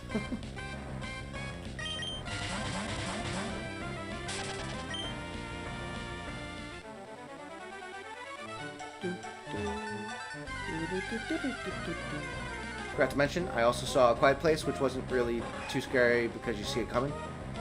Yeah, I mean, I've heard good things about that one. My fiance really liked watching that one because it had a lot of ASL in it, and she was in she's really into learning sign language and stuff like that. So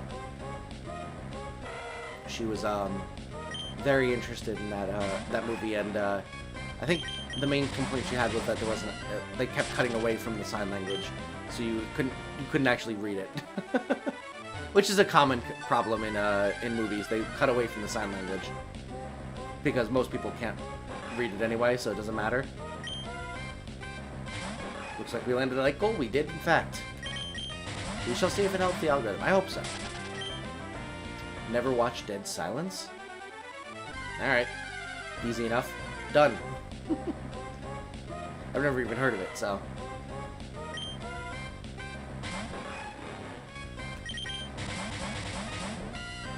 Darkness Falls kind of terrified me when I was younger. Another one I haven't heard of before. 3K on the horizon? Yeah, we're doing our best. Actually, what am I at right now? Have to pull that up. 2909, huh?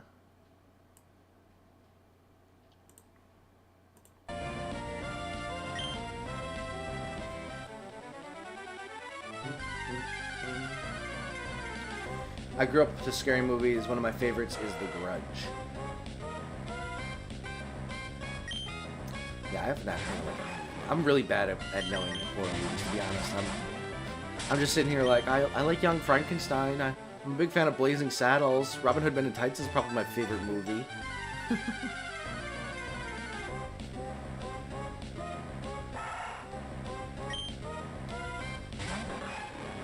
The Grudge is the original The Ring.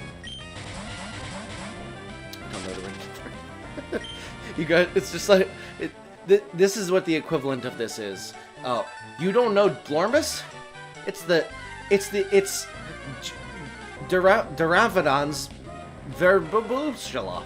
It's just like absolute nonsense words at this point. I'm just like, I have no idea what any of this is.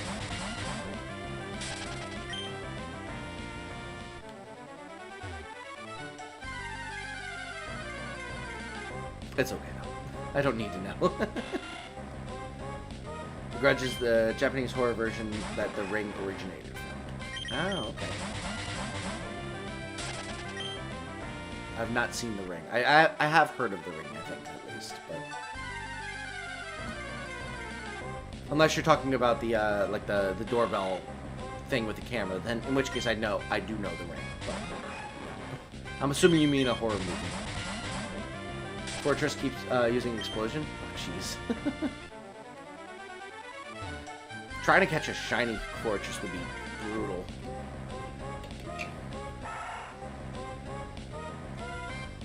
You don't need to know me too late. You know what? Fair enough. You all seen Messengers as the same actress from Twilight? Kristen Stewart? I don't know why I went to go say Kirsten. It's not Kirsten, it's Kristen, but... I have not seen Messengers. That's okay, though.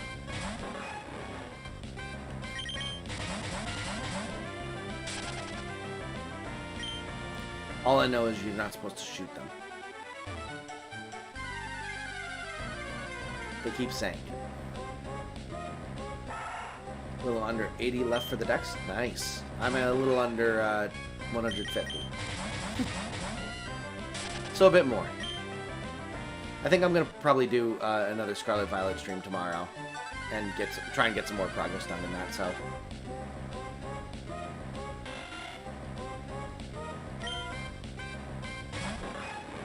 $30 of the decks left for me. Nice. Getting closer and closer to the shiny charm. Both of you.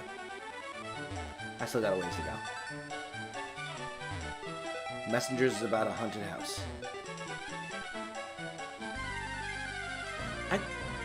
I'm not sure if I've ever been to a haunted house before.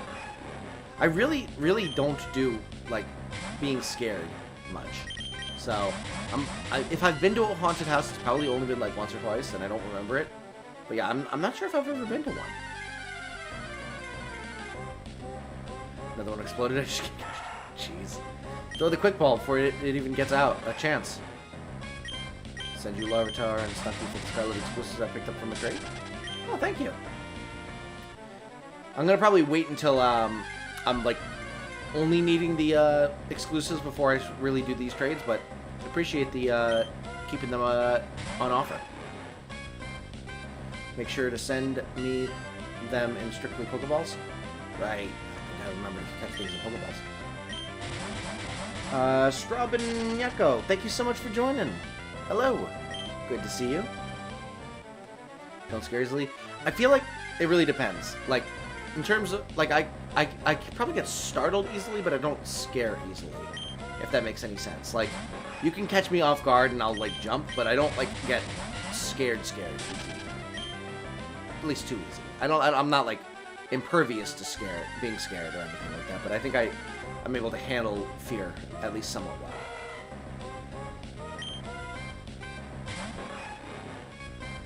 I hate haunted houses. I went to one and it gave me a lot of anxiety, so I would never do one. Yeah, I've not really. I don't remember ever doing one. Started light jump, scare, hard jump. Oh, maybe I get scared then. I meant like more like feeling fear in terms of scared. Is what I mean by scared, at least. Punch them. That is one way to go about it. There is fight, flight, or freeze. And fight is obviously an option. I don't think that is my reaction, to be honest, though. I'm a pretty big pacifist, so my instinct is definitely not to like start attacking. Did a zombie one. It was fun for the family behind us. Didn't make it to the end. Oh jeez. See, that's impressive though. Like if you can make it so that like people are so scared that they leave early, like especially knowing going into it that the goal is to scare you. Like obviously you are well aware that it's not an actually dangerous situation, but if you can still be scared that badly that you don't want to go through the rest of it, that is honestly really impressive. I saw this guy only has 8 person watching. I will too. Well, thank you so much for joining, Key. Thank you so much for being here. I hope you're doing well. And yeah, we got a couple people in here. Really appreciate every one of you for being around. We are just trying to get ourselves a shiny Manectric. Hope you're having a wonderful evening, though. People that went ahead of us didn't even make it through the first part. Oh, jeez, wow.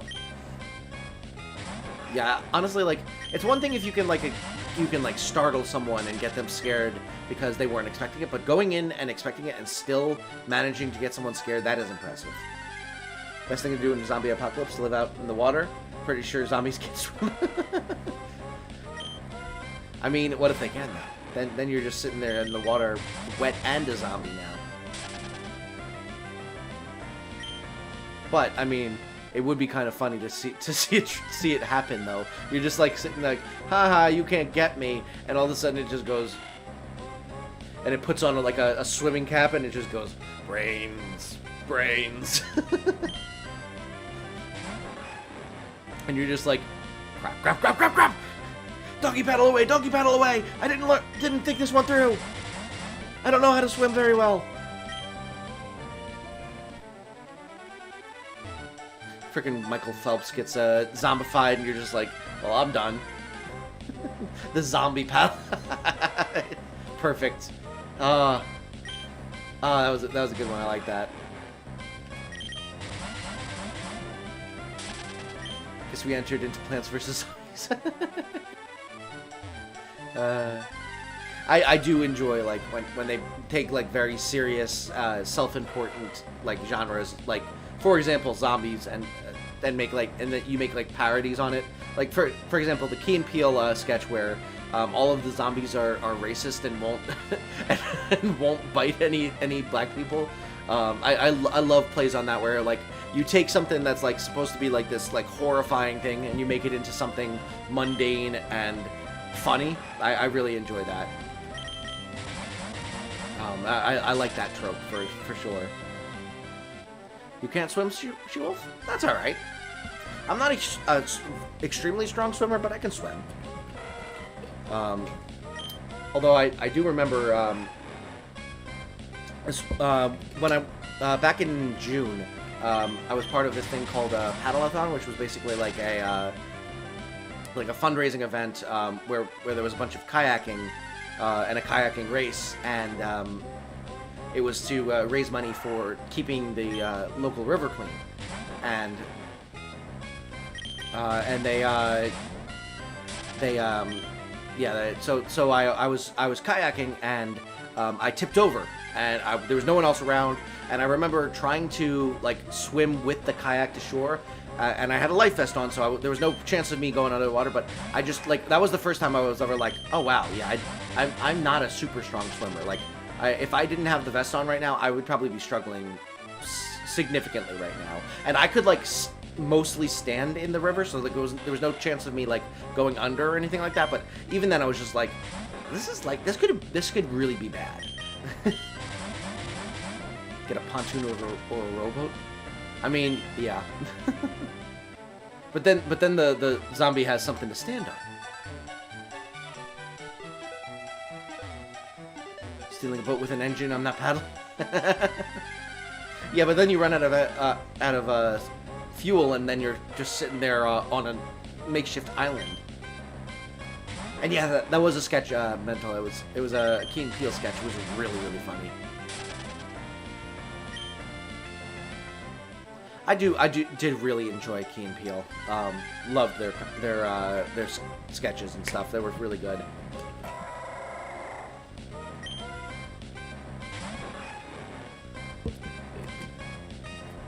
You wouldn't be dealing with as many zombies as you would on the other end. Fair enough. Fair enough. You could probably also, you know, if you go out into like a large body of water, especially like an ocean, you could focus all of your energy on like watching one side, because first of all, you'd be able to see way far off if you're in the middle of the ocean.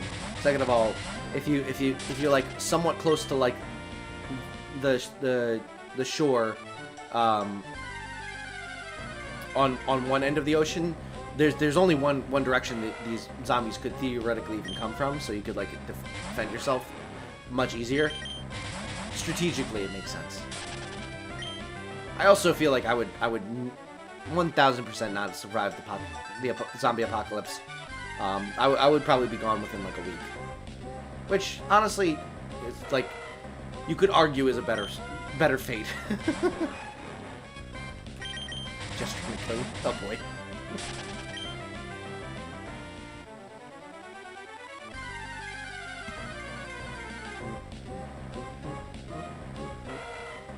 But yeah, I feel like I don't know if I would want to survive like a zombie apocalypse where you can't trust anyone, and you know, all of your friends could theoretically turn against you and literally be trying to kill you. Like, I wouldn't want that type of thing to happen. And I wouldn't want to live through that. Granted, I wouldn't want to die either, but you know, if you had to choose between the two, you would try to survive as much as possible. But if you did end up going down, then is that the end of the world? I mean, the world's already ended, so is that really the end of the world? Personal problem, I'm too much of a pacifist. Same. Yeah, same.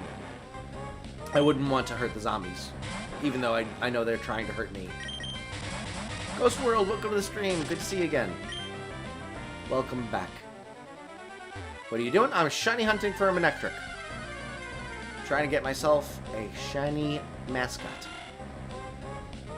Fine with Sigma. I mean, yeah, me too. Like, I would defend myself, but I would struggle with it mightily. And if what what most zombie media predicts about like society at large came true, and like it becomes cutthroat, and you got like marauding gangs and stuff like that who like will take advantage of you and like feed you to the zombies if it means they get a couple of extra bites of food. I wouldn't survive that dynamic specifically. If there's a zombie apocalypse, your best bet is either putting yourself on the top floor of a very tall building or going out to sea and living on an island or ship. Yeah. I don't know. I haven't thought about it too much because I really don't, like, first of all, I don't think it's going to happen. Second of all, if it did happen, I don't trust that I would be able to gain enough knowledge about this to be able to realistically survive. So I might as well just, you know, not stress about it now. Finish the other game. You mean Scarlet Violet? I have in fact beaten Violet. Still working on the Pokedex and getting the Shiny Charm, but you know, going back to our regularly scheduled variety of streams. That is the plan, at least. If there was a zombie apocalypse, why don't you live in the air like a plane? I mean, that is a good short-term solution. The problem is, without the infrastructure around, you know, pumping oil out of the ground, eventually you're going to run out of fuel, and now you're just in, you know, another immobile vehicle. Reminded something Ectric, I have a warning for you. What's up, Shibble? Yeah, limited fuel would be the big issue. Now, if you found a way to like rig a hot air balloon, maybe that could probably work. Because then you just need heat and not to have the balloon pop. That's the big thing. Water. There's such a thing as a water plane? Never heard of that. Interesting. You could live a while. Yeah, that's. I mean, honestly, it's all a matter of the amount of time you're looking to try and survive for. If your goal is to survive, like, you know, a decently long time, then yeah, an airplane is a perfectly viable option. If you're trying to survive until like old age, then maybe not. Pontoon on the plane wings. Oh, like one of the ones that has like a propeller, and it has like it can land on the water and stuff. I know what you're talking about. An invisible plane. Yeah, Wonder Woman, can we borrow your invisible jet? We're trying to avoid the zombie apocalypse.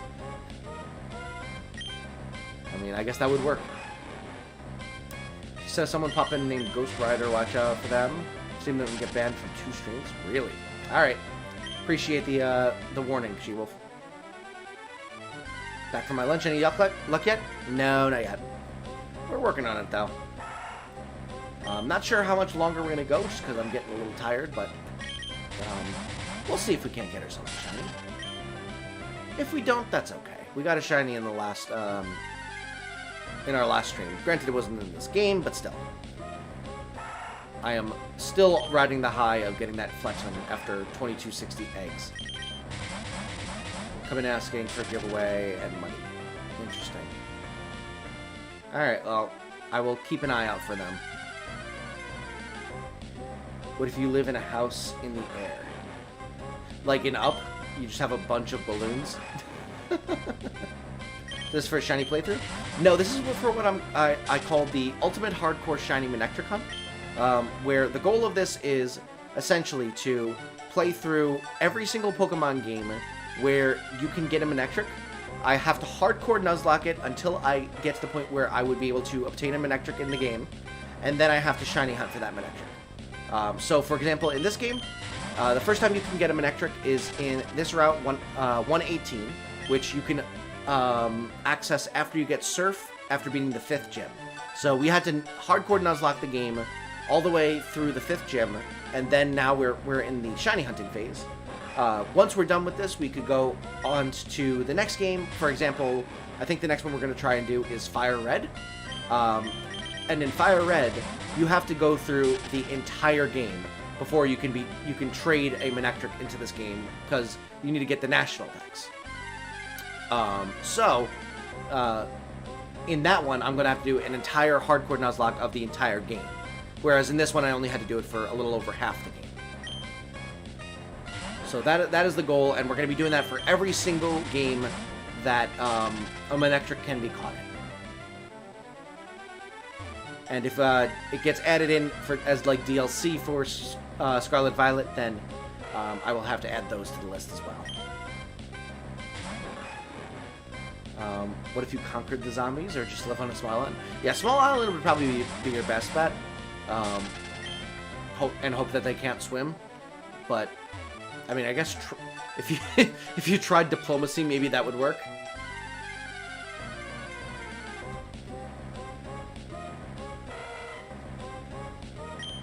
Be kind of funny to try and give it your best shot at, like, reasoning with the zombies. I see. So eventually you'll do it in a 1 in 4,000 something odds, right? Yes. So eventually there'll be some hunts where the odds are better. Right now it's the 1 in 80, 192 odds. So very, very unlikely. We also could theoretically phase. So that's another issue. There are going to be some games where I decide to not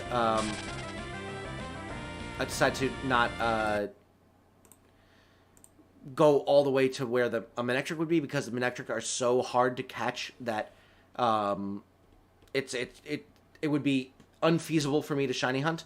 For example, I think you can only get a Manectric in like Diamond and Pearl by like waiting for 21 days to get like a honey tree encounter or something like that.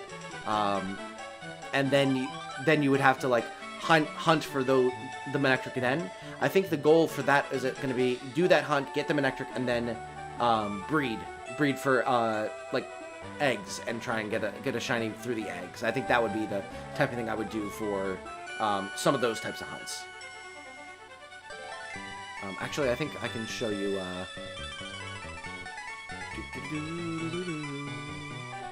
Does it have?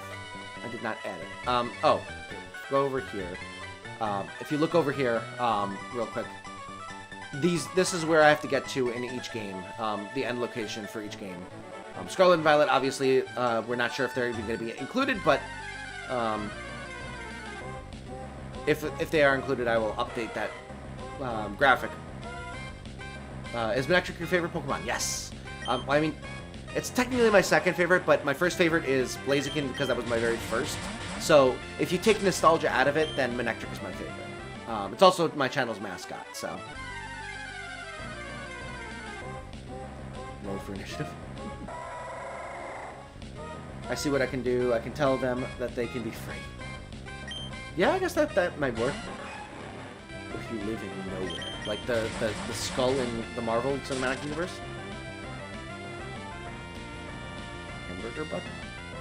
Oh, ingredients for sandwiches. Got it.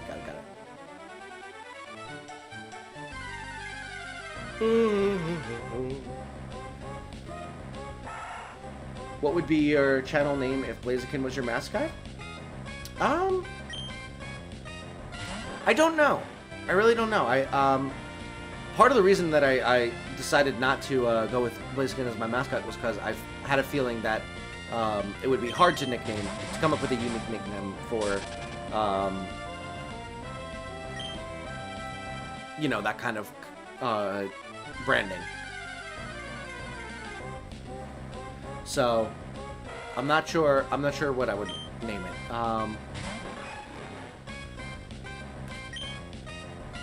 Maybe Zicken? Maybe I might use like a similar naming convention to what I did with Manectric, and just go with like, you know, 2-syllable end of the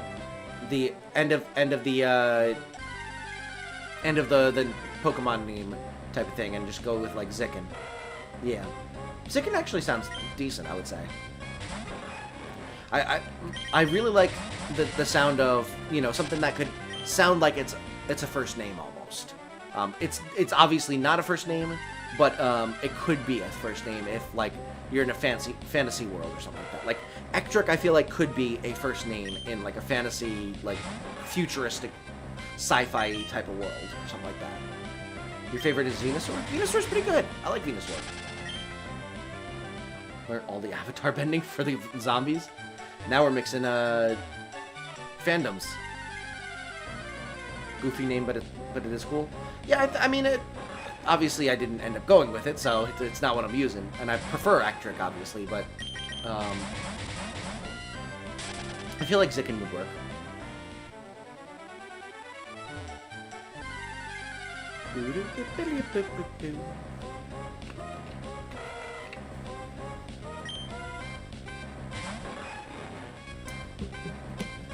Plus, then Zicken, you'd be able to, like, easily have that, you know, show up in typing. I don't think anyone else would be named it. You know, there's a lot of good options for it.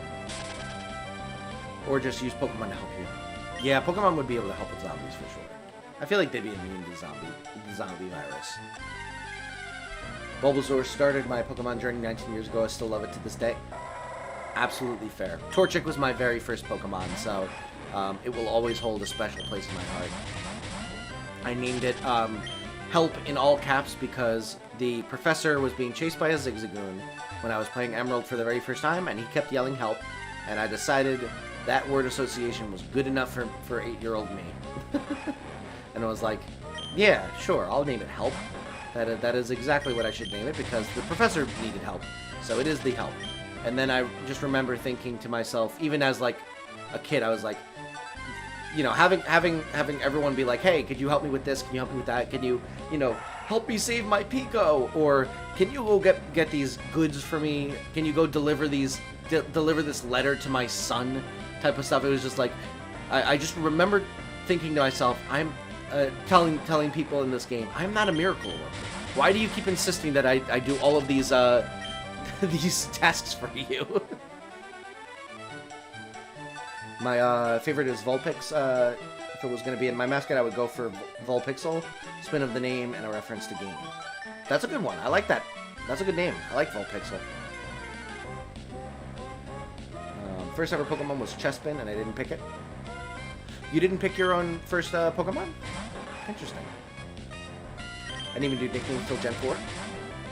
Interesting. I always did nicknames. I always liked doing nicknames. It, you know, like the Nuzlocke rules intend. You nickname to like grow a closer bond, and I always enjoyed nicknaming them because it helped me form a closer bond. Wonder if Pokemon was real, what will be my name? I don't know. Oh, your uncle gave you the game. Gotcha. So funny that every time the world's in danger, they have a 10-year-old do it instead of adults.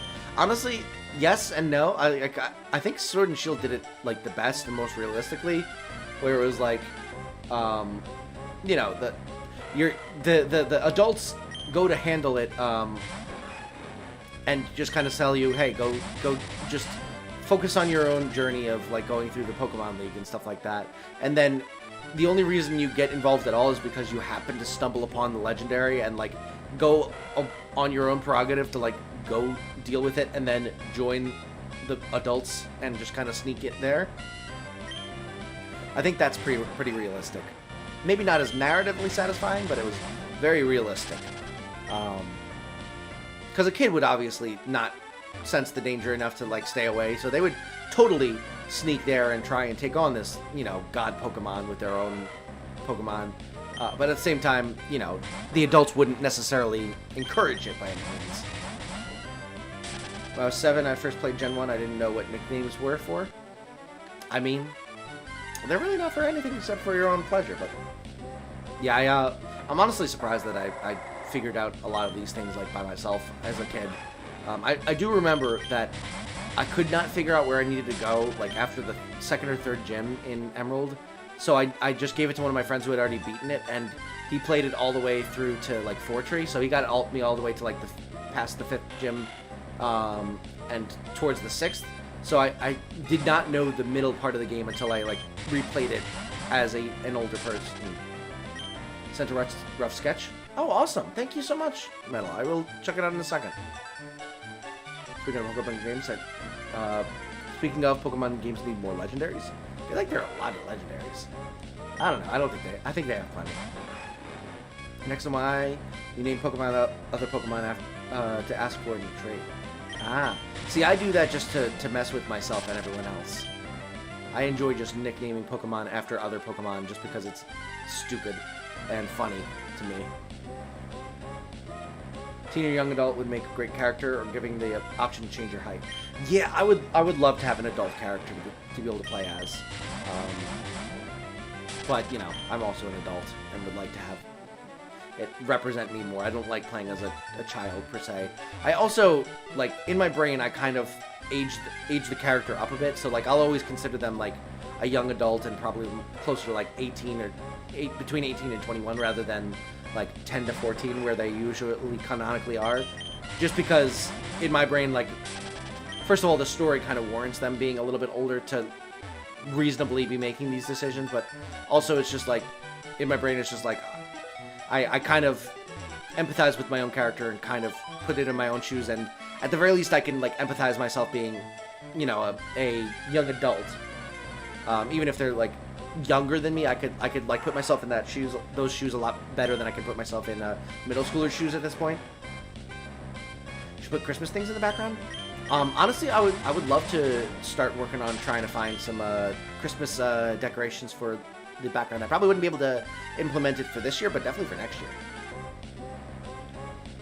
I nicknamed my Pokemon Fresh Meat. You need to have DLC ready for when a new Pokemon game comes out. I mean, yes, but at the same time, I feel like they want to wait to, you know, give it time to, like, be fun on its own, and then you add the DLC later. I feel like they're going to do that for Scarlet Violet for sure. Gen 4 onwards, every playthrough, team member had a nickname, and it did make me more attached to them. Yeah. I love giving nicknames to all my Pokemon. They should have kid and teen option, at least just those two. Yeah, I would prefer at the very least giving it teen option. Like, I guess I can deal with teen. This game was kind of mid. Which one?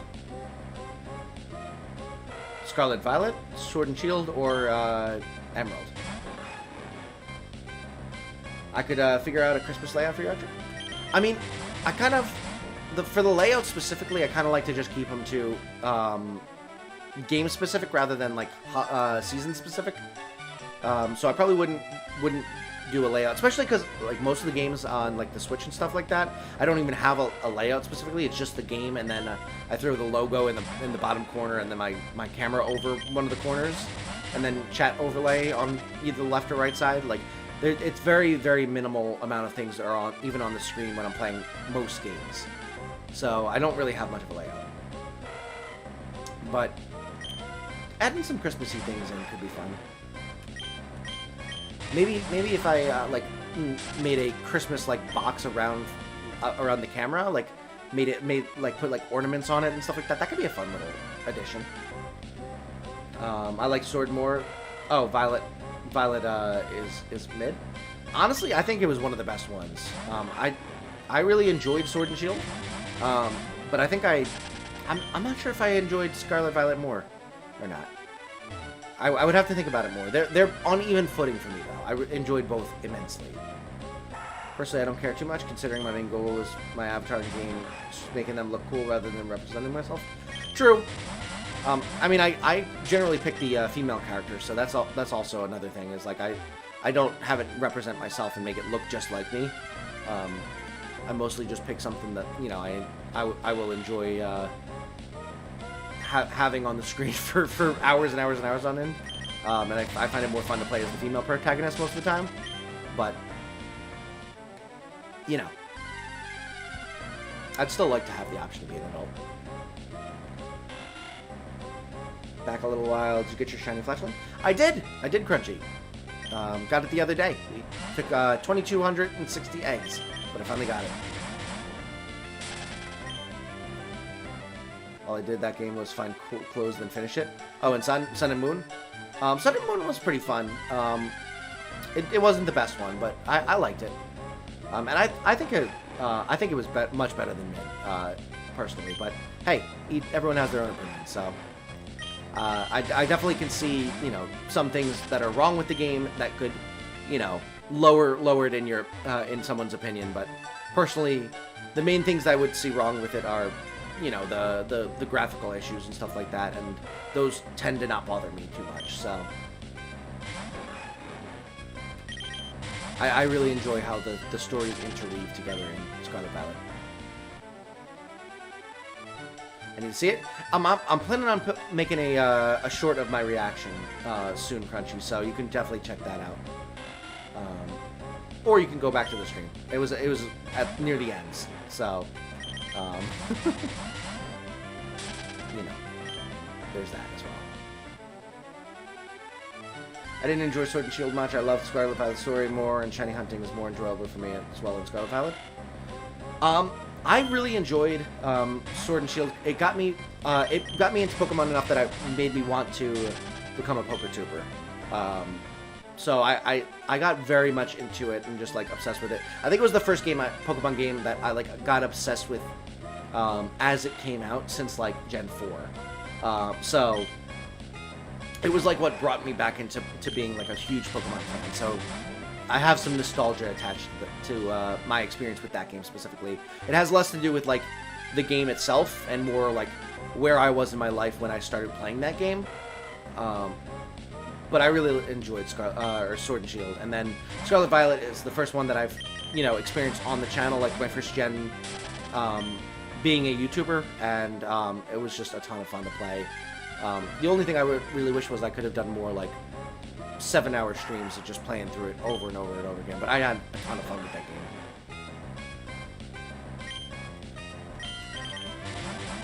And I still plan on playing it.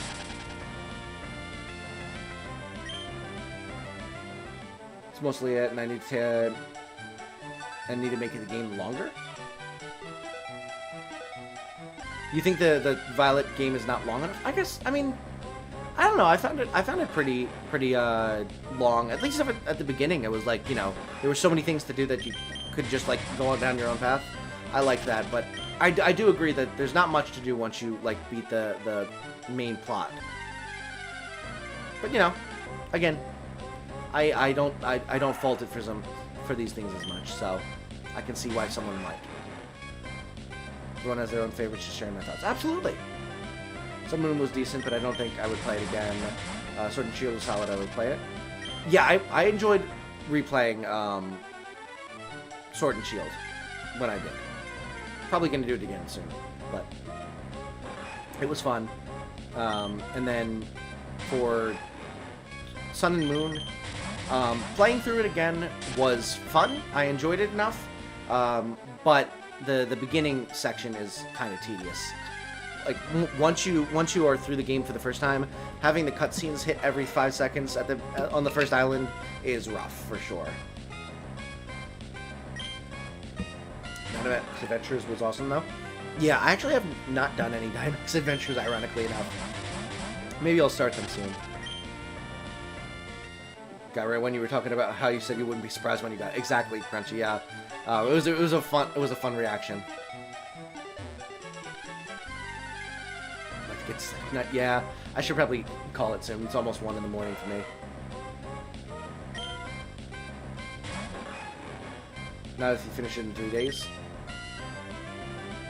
Yeah, it took me much longer than 3 days to play. So I played very, very slowly on purpose. My goal was to just kind of go around and explore as if I was just playing by myself and, wanting to envelop myself in the world. So I didn't care about trying to beat the game fast. I didn't care about trying to make too much progress. I resigned myself to just avoiding spoilers for weeks and weeks on end, and then just decided, all right, I'm going to go and do my best to just enjoy this game and explore every nook and cranny. And I did for the most part. I am kind of disappointed that they don't have like anything in like the towns themselves. Like the towns feel pretty barren to me. But the open world itself is a lot of fun to explore. Sword and Shield had cool clothes. Yeah, that's another thing that I'm disappointed with Scarlet Violet is that they don't have any customizable clothing options. You're Eastern too? Yes, I am Eastern Standard Time. I love Sun and Moon. My only gripe with it is the first 2 hours of the game. Yes, the first few hours are very, very hand-holdy, but once you get past that, it's very, very good. Sword Shield has some cool options for replays. You can run around the DLC and stuff like that. Start of the game was pretty tedious, though. I mean, I guess I'm like, comparing it to Sun and Moon, it's like streamlined, but yeah, I guess the beginning is kind of a little slow. I will give you that. Gonna drop off for sleep. All right, Lucian, thank you so much for stopping by and hanging out. Really appreciate it, and have a good night. Training school should have been optional. It's annoying learning something you already know. Yeah, for sure. Pikachu TJ, welcome to the stream. Good to see you. We're actually just about to end off, unfortunately, but we're going to go get ourselves to 2650 encounters, and then we're going to go find ourselves a raid target. Pass on the love. My all-time fave, though, was PLA. PLA was a lot of fun. I wouldn't call it my all-time fave, but it is definitely in top 5 for me. It was a really, really good game. And a lot of, like, post-game playability, I would say. The shiny hunting makes it so, you know, playable in the post-game. And the story was a lot of fun, too. Only good thing about Scarlet Violet was the 3 paths and the gems going around places. Yeah, I loved that they had, like, the 3 separate paths that you could take and how they weaved themselves together. I thought it was a really, really good idea. And it worked really well. Sword tournament, I also like. Yeah, I did like that they made it into a tournament rather than, like, a typical Elite Four. I thought that was a lot of fun. Alright. We are going to go find ourselves a raid target. If anyone has any suggestions for who we should be raiding, let me know. But thank you so much for joining. I really appreciate it. Hope you enjoyed this stream. We did not get ourselves the shiny, but that's okay. We did our best, and that's all you can ask for, right? Let's see who we got. Who we got? Tyler Rose games. I don't think I've ever raided. Have we raided Tyler Rose? I think they raided us recently. Oh, Zemoke. They changed their name. Okay. I've spent 69 hours on the game Shiny Hunting and Perfecting Decks. Oh, 690. Wow, yeah, that's a lot. Said I came in at the end, basically. I mean, it's okay. We're going to be doing more streams tomorrow, so if you want to hop in tomorrow, feel free. But I appreciate you coming in for any amount of time. Got a few suggestions? Oh, I need to check the character, right. Nice, I like it. That's good. Huggy Smalls, have we rated? I feel like we rated Huggy recently.